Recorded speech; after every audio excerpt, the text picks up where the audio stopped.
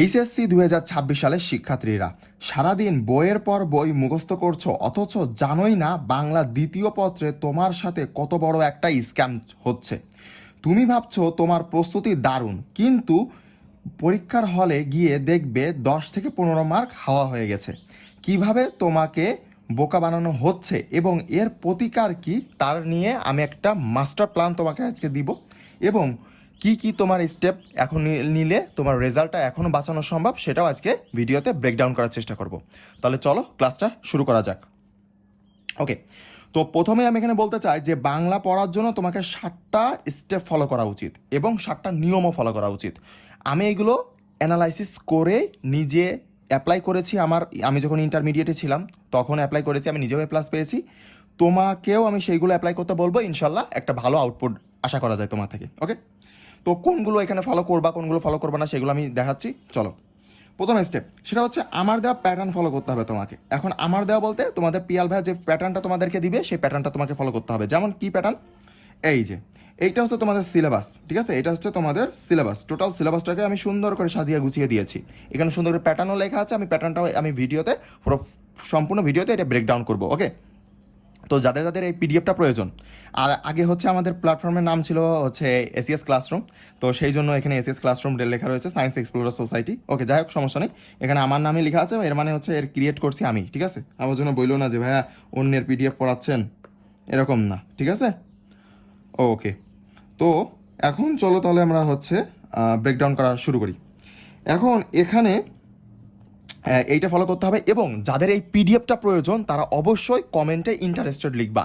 যারা যারা কমেন্টে ইন্টারেস্টেড কমেন্ট করবে তারাই শুধু পিডিএফটা পাবে, আর কেউ কিন্তু পিডিএফটা পাবে না। সুতরাং তাড়াতাড়ি করে কমেন্ট করে ফেলো, এবং যদি ভিডিওটা ভালো লাগে থাকে তাহলে অবশ্যই তোমাদের বন্ধুদের মধ্যে শেয়ার করে দিও। ওকে, তো এখানে আমাদের ব্যাকরণ অংশে কতটুকু আছে? ব্যাকরণ অংশে তোমার 6টা হচ্ছে এলিমেন্ট রাখছে এরা। তো এইটা হচ্ছে 2019 সালের সিলেবাস অনুযায়ী তৈরি করা, মানে ফুল সিলেবাসে। ওকে, শর্ট সিলেবাসে না। এখানে একটা জিনিস হয়তো আমি দিই নাই, সেটা হচ্ছে তোমার এই যে ইসের মধ্যে এই সমাসের মানে ক্ষেত্রে সমাস কই, উপসর্গ, ব্যাকরণিক শব্দ শ্রেণী, এই যে সমাসের এখানে আরেকটা, মানে এখানে দুইটা না, তোমার উপসর্গ আসবে নয়তো সমাস আসবে, এর বদলে আরেকটা আছে। তো ওইটা আমি দিই নাই, কারণ এখানে সমাসই আসবে ভাই, এখানে সমাসই আসবে, 100% শিওর থাকো। ওকে, তো যাই হোক, এইটা হচ্ছে তোমাদের এই। এখন তোমার এখানে এখানে কি লেখা দেওয়া আছে? লাল রঙের মার্ক করাগুলো আমরা উত্তর করব না, এবং সবুজ রঙের মার্ক করাগুলো লাইনগুলো উত্তর করব। এর কথা হচ্ছে, এর মানে আমি এইটা বোঝাতে চাইছি, দাঁড়াও, এর মানে হচ্ছে আমি এইটা বোঝাতে চাচ্ছি যে এই যে লাল মার্ক করা রয়েছে এইটা তুমি উত্তর করতে পারবা না, এটা উত্তর করা যাবে না। তোমাকে সবুজ রঙের যেটা আছে এইটা তোমাকে উত্তর করতে হবে। কারণটা কি? কারণটা হচ্ছে, দেখবা যে এই যে লাল কালিতে যেটা আমি লিখে দিয়েছি এইটা কিন্তু সহজ, এটা কিন্তু সহজ, এইটা কিন্তু উত্তর করা সহজ। সারা জীবন তোমরা করেও আসছো তোমরা কলেজে, এটা উত্তর করা সহজ। কিন্তু ভাই তোমার একটা কথা বলো তো, মান বন্টনটা বলো তো আগে। ব্যাকরণে 30 মার্ক আর রিটেনে 70 মার্ক, টোটাল তোমার 100 মার্ক, তাই না? টোটাল তোমার হচ্ছে 100 মার্ক। এখন তুমি একটা জিনিস খেয়াল করো, এই 30-এর মধ্যে তুমি যদি A+ পাইতে চাও, তোমাকে 30-এর মধ্যে মিনিমাম 28 রাখতে হবে।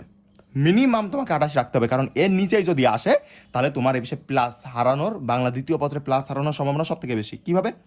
70-এর মধ্যে তুমি খুবই মার্ক কাটবে, এই জায়গাতে যে পরিমাণে মার্ক কাটবে তোমাকে এই জায়গা থেকে তুমি মানে হিসাব করতে পারবে না।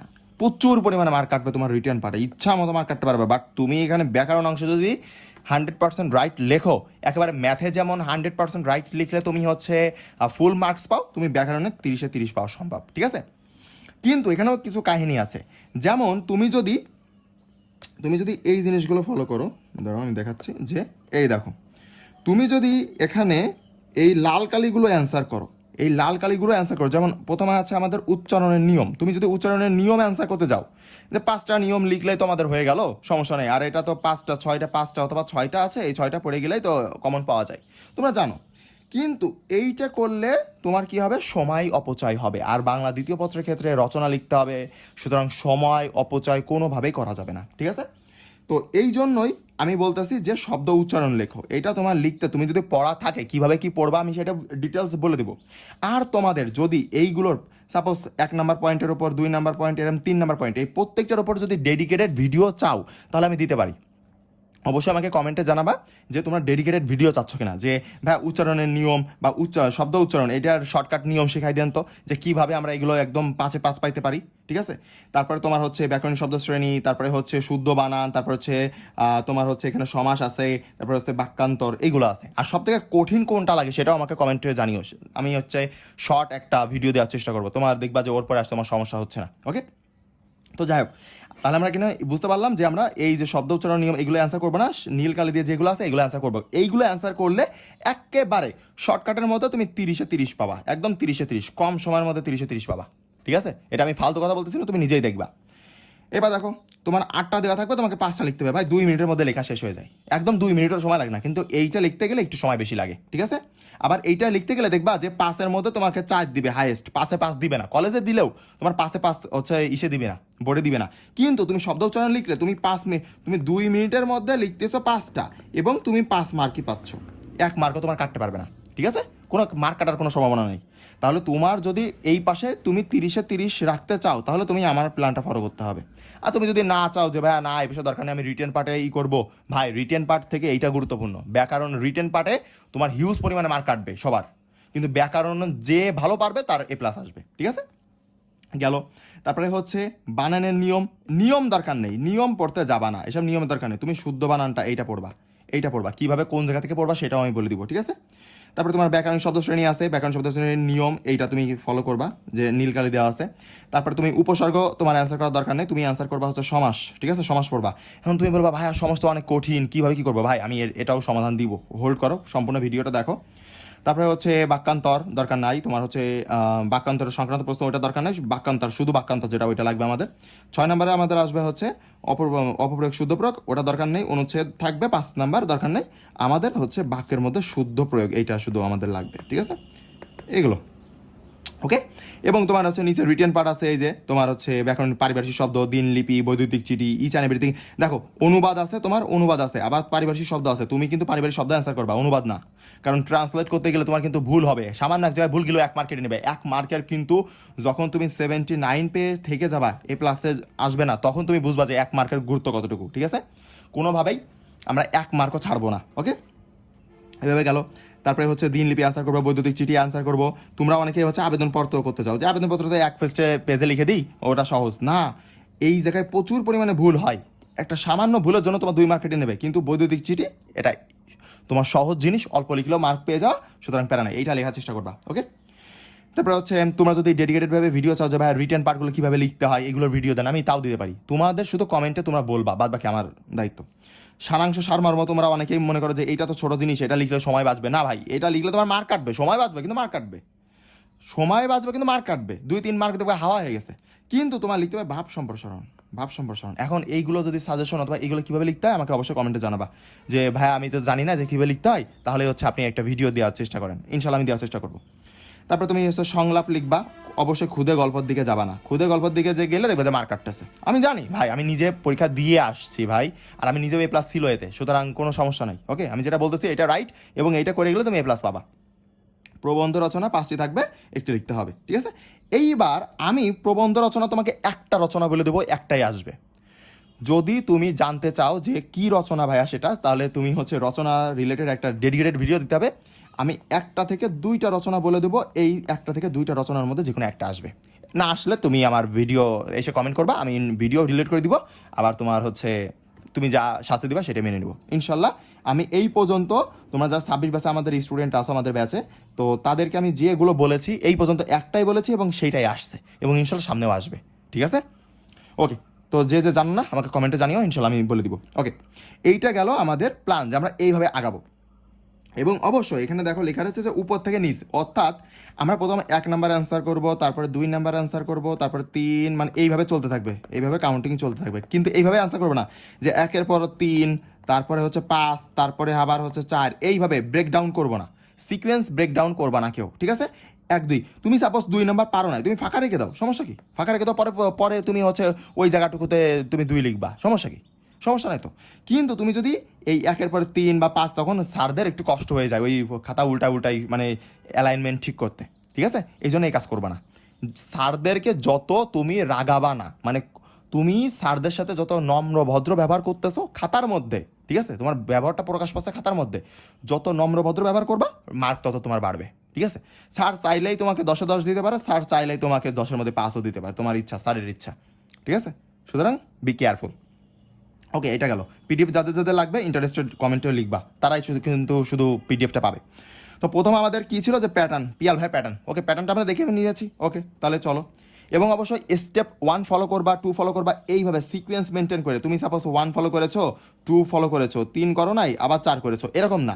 তোমাকে অবশ্যই সিকোয়েন্স মেনটেন করতে হবে, 1 থেকে শুরু করে পুরো 7 পর্যন্ত তোমাকে ফলো করতে হবে। তাহলেই তোমার খুব সহজে অল্প পড়েই তোমার ইনশাল্লাহ A+ চলে আসবে, ঠিক আছে। ওকে, দেখো যে স্টেপ শেষ, স্টেপ 1 শেষ। স্টেপ 2 কি? রিটেনের থেকে ব্যাকরণের গুরুত্ব বেশি। আমি তো এখনই তোমাদেরকে বললাম যে রিটেনের থেকে ব্যাকরণের গুরুত্ব বেশি। কারণ কি? রিটেন পার্টে তোমার আছে কত 70 মার্ক, আর ব্যাকরণে আছে কত 30 মার্ক। এখন তুমি বলবা ভাইয়া মার্ক তো এখানে বেশি, তাহলে আপনি কেন এটার গুরুত্বহীন বলতেছেন? না, গুরুত্বহীন বলতেছেন, আমি বলতেছি ব্যাকরণটার গুরুত্ব বেশি। কারণ তুমি এইটা চাইলে বানায় লিখতে পারবা, কিন্তু এইটা চাইলে কোনোভাবেই বানায় লিখতে পারবা না, সম্ভবই না বানায় লেখা। এটা মানে যদি লিখতে চাও তাহলে তোমাকে অবশ্যই পড়াশোনা করে যেতে হবে। পড়াশোনা না করে গেলে তুমি এখানে ডাব্বা একদম ডাবল 0 পাই আসবা, কিন্তু পড়াশোনা না করে গেলেও তুমি এখানে একটা সামথিং মার্কস গেইন করতে পারবা। ওকে, এই জন্য ব্যাকরণের গুরুত্ব বেশি, এবং অবশ্যই ব্যাকরণের গুরুত্ব দিতে হবে। তুমি রিটেন পার্টে গুরুত্ব দিচ্ছ, রিটেন পার্ট তোমার আমি বলে দিচ্ছি, আমি যা যা বলবো তাই যা পরীক্ষাতে আসবে। তোমার যদি পরীক্ষা আমার যদি 2 থেকে 3টা দিন সময় দাও, তাও আমি ইনশাল্লাহ তোমাকে এখানে রিটেন পার্টে 70-এর মধ্যে 60 মার্ক প্লাস কমন পাই দিতে পারবো। কিন্তু এই পাশে কিন্তু সমস্যা, এই ব্যাকরণে কিন্তু তোমার হিউজ পরিমাণে এখানে মার্ক তোলা কিন্তু হিউজ পরিমাণে কঠিন। তোমাদের 3 মাস সময় আছে, বা তোমাদের 2 মাস সময় আছে, বা 1 মাস সময় আছে, যাই সময় থাকুক না কেন, তুমি দেখবা যে তোমার এই সময়ের মধ্যে যদি তুমি একটা ভালো রেজাল্ট করতে চাও বাংলা দ্বিতীয় পত্র, তাহলে তোমার এই ব্যাকরণের গুরুত্ব দিতেই হবে। ওকে, গেল। তারপরে আমরা চলে আসি যে আমাদের স্টেপ 3-তে, সেটা হচ্ছে বিগত 20 বছরের প্রশ্ন প্র্যাকটিস করতে হবে। ভাইয়া 20 বছর বলতেছেন, আপনি কি পাগল হয়ে গেছেন? 20 বছরের প্রশ্ন কয় পাবো? বাংলা ভাষা রীতি বই, ঠিক আছে, বাংলা ভাষা রীতি বই।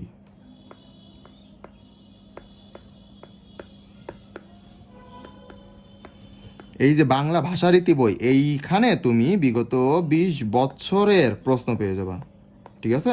এইটা যদি না থাকে কিনে নিও, সমস্যা নেই। আর যদি তোমার কি বই ফলো করতেছো সেটা আমাকে কমেন্টে জানাও, তো তারপরে আমি বলে দিব যে ওইটা চলবে কিনা। ওকে, যে ওইটা থেকে কমন আসবে কিনা।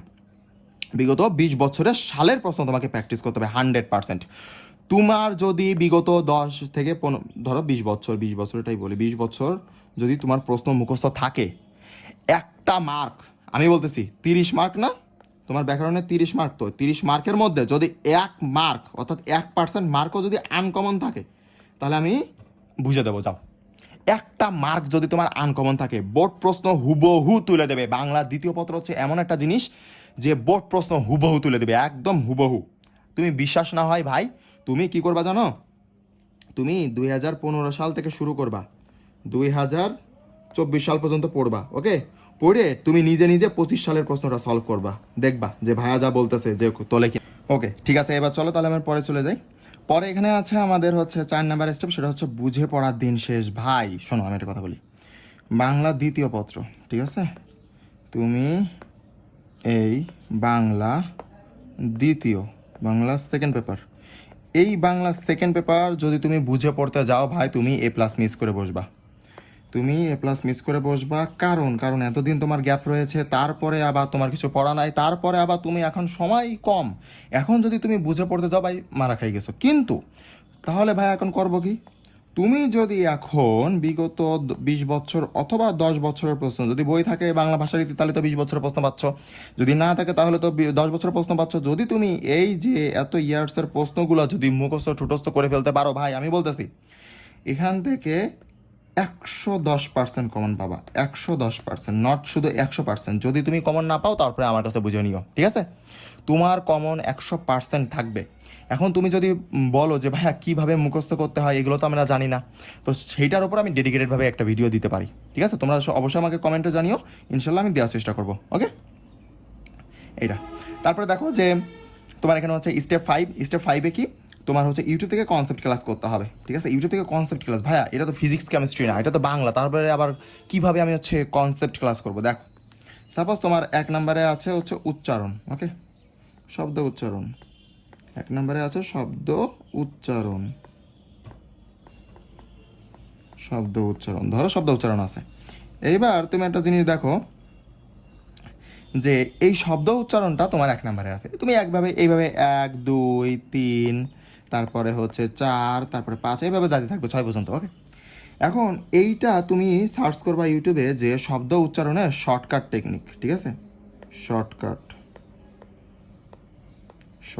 টেকনিক, শব্দ উচ্চারণের শর্টকাট টেকনিক ভিডিও তুমি দেখবা যে 10 মিনিটের অথবা 20 মিনিটের অথবা 25 মিনিটের মধ্যে, এর বেশি যেন না হয়, এইরকম শর্ট ভিডিও পেয়ে যাবা। এই ক্লাসগুলো তোমরা করবা, ঠিক আছে? এই ক্লাসগুলো করলে দেখবা যে তুমি বেনিফিট পাচ্ছ। এবং অবশ্যই শর্টকাট ভিডিও, যে সাপোজ উচ্চারণ নিয়ম কীভাবে করতে হয় শর্টে একজন শেখাচ্ছে, তার ক্লাস করো তুমি। নামি দামি কোনো প্ল্যাটফর্মে ক্লাস করতে হবে না। নামি দামি প্ল্যাটফর্মে ক্লাস করে ভাই ভালো রেজাল্ট করা যায় না, এটা তুমি পরীক্ষা দিয়েই বুঝতে পারবা। পরীক্ষার হলে বসেই তুমি বুঝতে পারবা যে নামি দামি ক্লাস প্ল্যাটফর্মের মানে ক্লাস করে তুমি ভালো কিছু করতে পারবা না। কারণ কি, সেখানে তোমার নিয়ম পড়ানো হবে। বাট তুমি যখন একটা যেখানে দেখবে যে ভাইয়া তোমার সাবস্ক্রাইবার কম ইউটিউবে, কিন্তু সে খুবই ভালো করে পড়াচ্ছে, দেখবা যে ওর ভিডিওটাই তোমার কাজে লাগতেছে পরীক্ষার হলে। বুঝতে পারছো? ওকে, তো তুমি এখানে তাহলে কি করবা যে 10 থেকে 20 মিনিট অথবা 25 মিনিটের ভিডিও এর মধ্যে থাকবে, এরকম একটা ভিডিও দেখার চেষ্টা করবা, করে ওইটারে আবার নোট করার চেষ্টা করবা। এইটারে আবার নোট করার চেষ্টা করবা, কারণ পরীক্ষার আগের দিন তো রাখবে, পরীক্ষার আগের দিন লাগবে না যে কী কী শর্টকাট শিখছিলাম আমি।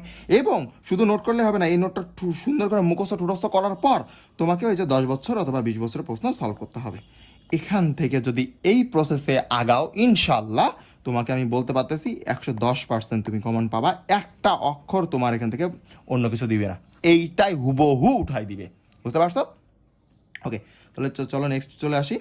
তারপরে হচ্ছে রিটার্ন পার্ট, পিয়াল ভাইয়ের নিয়মে ফলো করতে হবে তোমাকে রিটার্ন পার্টটা তুমি একটা জিনিস দেখো যে আমি আবারও বলতেছি, রিটার্ন পার্ট হচ্ছে তোমার 70 মার্কের, আর ব্যাকরণ হচ্ছে 30 মার্ক, টোটাল হচ্ছে 100 মার্ক, ঠিক আছে? এইটা কিন্তু তোমার এই রিটার্ন বাংলা ইংলিশ একসাথে হয়ে গেছে, যাই হোক, তোমার হচ্ছে রিটার্ন পার্টের গুরুত্ব একটু কম, কিন্তু ব্যাকরণের গুরুত্ব বেশি, কারণ তুমি এটা বানায় লিখতে পারবা না, এটা বানায় লেখা যায়, ঠিক আছে?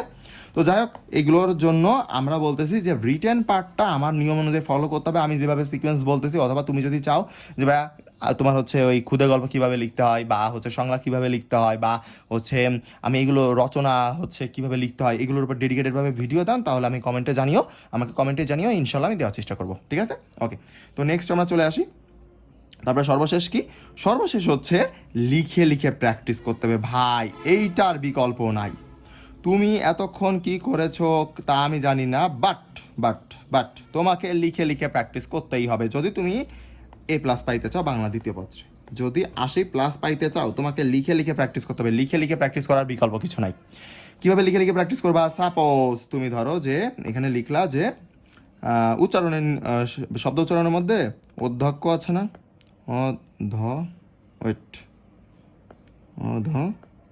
অধ্যক্ষ।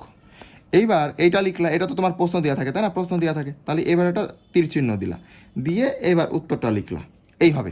এখন তুমি মুখ দিয়ে উচ্চারণ করবা, এটা আর হাত চলবে, মুখ চলবে, মানে মুখ দিয়ে উচ্চারণ করবা আর হাত দিয়ে লিখবা, মুখ দিয়ে উচ্চারণ করবা, হাত দিয়ে লিখবা। এইভাবে তোমাকে 10 বার এইভাবে কন্টিনিউ করতে হবে, 10 বার, 12 বার, 15 বার করে।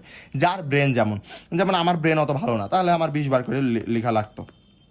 যার ব্রেন ভালো তার 5 বার করে লেখা লাগে, কিন্তু মিনিমাম 10 বার করে লিখবা তোমরা। কারণ লিখে লিখে প্র্যাকটিস করলে পরীক্ষার আগের দিন দেখবা যে সব তোমার পড়া আছে, সব পারা জিনিস, কোনো ব্যাপার না, এখন একটু আধা ঘন্টা পড়লে হয়ে যাবে। কিন্তু তুমি যদি এখন লিখে লিখে প্র্যাকটিস না করো, এখন তুমি মনে করো বাংলা A+ লাগে না, আমি তো হচ্ছে বুয়েটে পড়ার জন্য জন্মগ্রহণ করেছি, আমার আব্বা হচ্ছে আমাকে জাস্ট পড়ে বলেছে যে তুমি মেডিকেলে পড়বা, তাছাড়া এই দুনিয়ায় তোমাকে আর কেউ পড়াতে পারবে না, হেনটেন হাবি যাবে। ভাই এসব করে লাভ নাই, তোমার হচ্ছে A+ পাওয়ার জন্য বা 5.00 পাওয়ার জন্য তোমাকে বাংলা A+ লাগবেই লাগবে, ঠিক আছে? বাংলা A+ লাগবে, কারণ ওই পাশে যে কোনো একটা মিস হয়ে যাইতেই পারে। ওকে, তো তোমার বাংলা A+ লাগবে, এই জন্য তোমাকে পড়তে হবে। তো তোমাকে প্র্যাকটিস করতে হবে মিনিমাম 10 বার করে, এর নিচেই না। ওকে, এবং একটা শব্দ, সাপোজ এই অধ্যক্ষ লিখছো, এইটারই 10 বার, 10 বার, 10 বার, 10 বার, 10 বার, এবার আরেকটা কিছু আরও 10 বার, 10 বার, 10 বার, এইভাবে মুখ দিয়ে উচ্চারণ করতেছো এবং লিখতেছো, এইভাবে প্র্যাকটিস করতেই থাকতে হবে। হাতের লেখা যা হোক সমস্যা নেই, তোমার হাতের লেখা হোক, হাত ব্যথা হয়ে যাবে। ভাই একটা জিনিস দেখো যে A+ পাওয়া এতটাও সহজ না, ঠিক আছে? A+ পাওয়া যতটা সহজ মনে করছে এতটাও সহজ না, তাহলে সবাই A+ পাইতো। আর এবার দেখবা যে তোমাদের ব্যাচে আরও A+ পাওয়ার সংখ্যা কমবে, কমুক আর বাড়ুক, ডাজন্ট ম্যাটার। তুমি সাপোজ সারা বাংলাদেশে 10 জন A+ পাইছে, ভাই তুমি এই 10 জনের মধ্যে আছো কি না তুমি এইটা ইনশিওর করো। তুমি আছো তো ওকে, বাকি কে কোথায় কী গেল তোমাদের দেখার দরকার নাই, তাই না? বিষয় হচ্ছে এরকম। আর অবশ্যই তোমরা হচ্ছে কমেন্টে আমাকে জানাবা যে তোমাদের হচ্ছে ডেডিকেটেডভাবে প্রত্যেকটা টপিকের ওপর ভিডিও লাগবে কিনা, এবং অবশ্যই তুমি আমাকে আরেকটা জিনিসও জানাবা যে তোমাদের সমস্যাগুলো কোথায় কোথায়, কারণ আমি তোমাদের মেন্টর, সুতরাং তোমাদের মেন্টর হিসেবে আমার অবশ্যই প্রয়োজন যে তোমাদের সমস্যা কোথায় এটা আগে আমাকে জানতে হবে, তাহলে আমি তোমাদের সমস্যার সমাধান করতে পারবো। ঠিক আছে, তাহলে ভিডিও আজকে এই পর্যন্তই। আসসালামু আলাইকুম, ভালো থাকবেন। আর অবশ্যই যদি ভিডিওটা আপনাদের জন্য কার্যকরী হয় তাহলে বন্ধুদের মধ্যে শেয়ার করবেন, আর যদি কোনো প্রশ্ন থাকে তাহলে অবশ্যই কমেন্টে জানাবেন।